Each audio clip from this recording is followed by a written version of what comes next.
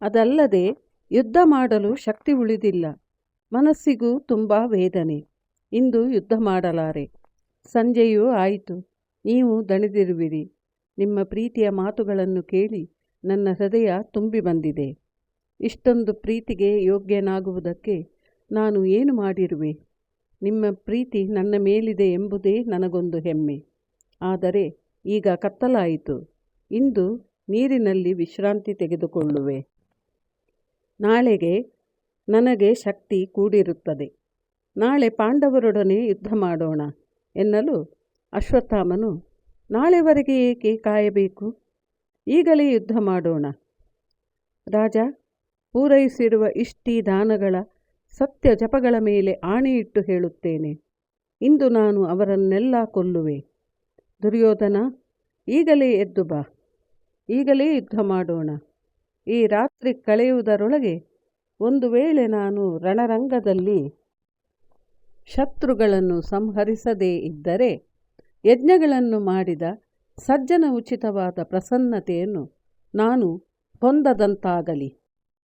ಸರ್ವ ಪಾಂಚಾಲರನ್ನು ಸಂಹರಿಸದೆ ನಾನು ಕವಚವನ್ನು ಬಿಚ್ಚುವುದಿಲ್ಲ. ನಿನಗೆ ಹೇಳುತ್ತಿರುವ ಈ ನನ್ನ ಮಾತು ಸತ್ಯ ಎಂದನು. ಅಕಸ್ಮಾತ್ತಾಗಿ ನೀರು ಕುಡಿಯುವುದಕ್ಕೆ ಕೆಲವು ಬೇಡರು ಅಲ್ಲಿಗೆ ಬಂದಿದ್ದರು. ಈ ಸಂಭಾಷಣೆಯನ್ನು ಕೇಳಿಸಿಕೊಂಡರು. ತಪ್ಪಿಸಿಕೊಂಡಿರುವ ದುರ್ಯೋಧನನನ್ನು ಪಾಂಡವರು ಹುಡುಕುತ್ತಿರುವುದು ಅವರಿಗೆ ಗೊತ್ತಿತ್ತು. ಅವರಿಗೆ ಈಗ ದುರ್ಯೋಧನನು ಸರೋವರದಲ್ಲಿರುವುದು ಗೊತ್ತಾಯಿತು. ಈ ಸುದ್ದಿಯನ್ನು ತಿಳಿಸಿದರೆ ಯುಧಿಷ್ಠಿರನಿಂದ ಬಹುಮಾನ ದೊರೆಯುವುದು ಖಂಡಿತ ಎಂದೆನಿಸಿತು.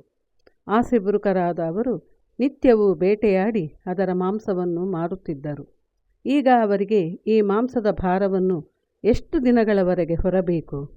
ಅದರ ಬದಲು ಪಾಂಡವರಿಗೆ ಈ ವಿಷಯವನ್ನು ತಿಳಿಸಿದರೆ ತಮಗೆ ಹೇರಳವಾದ ಧನವು ಸಿಗುವುದು ಎಂದುಕೊಂಡು ಅವರು ವೇಗವಾಗಿ ಪಾಂಡವರ ಪಾಳೆಯಕ್ಕೆ ಹೋದರು. ಪಾಳೆಯ ಹತ್ತಿರ ಹೋದಾಗ ಅಲ್ಲಿಯ ಸೈನಿಕರು ಅವರನ್ನು ಬಿಡಲಿಲ್ಲ. ಹಾಗೆ ದೂರದಿಂದ ಭೀಮನನ್ನು ನೋಡಿ ಒಳಗಡೆ ನುಗ್ಗಿದರು. ಭೀಮನನ್ನು ಕಂಡು ಈ ವಿಚಾರವನ್ನು ತಿಳಿಸಿದರು. ಸಂತೋಷದಿಂದ ಭೀಮನು ಅವರನ್ನು ಯುಧಿಷ್ಠಿರನ ಬಳಿಗೆ ಕರೆದೊಯ್ದನು. ಸೂಕ್ತ ಬಹುಮಾನವನ್ನು ಅವರಿಗೆ ಕೊಟ್ಟು ಕಳುಹಿಸಿ ತಕ್ಷಣವೇ ಪಾಂಡವ ವೀರರೆಲ್ಲರೂ ದ್ವೈಪಾಯನ ಸರೋವರದ ಕಡೆಗೆ ಹೊರಟರು. ಕೃಷ್ಣ, ದೃಷ್ಟದ್ಯುಮ್ನ, ಸಾತ್ಯಕಿ, ದ್ರೌಪದಿಯ ಮಕ್ಕಳು, ಯುಧಾಮನ್ಯು, ಉತ್ತಮೌಜಸ್, ಶಿಖಂಡಿ ಎಲ್ಲರೂ ಪಾಂಡವರ ಜೊತೆ ನಡೆದರು. ಇವರು ಹೋಗುವ ವೇಗದಿಂದ ಅವರ ರಥಗಳ ತುಮುಲ ಶಬ್ದವು ಆಕಾಶವನ್ನೂ ಮೀರಿತ್ತು.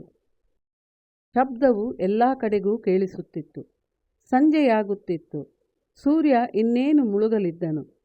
ಇವರು ಬರುತ್ತಿರುವುದನ್ನು ತಿಳಿದು ಅಶ್ವತ್ಥಾಮಾದಿಗಳು, ದೊರೆಯೇ, ಪಾಂಡವರು ಬರುತ್ತಿದ್ದಾರೆ.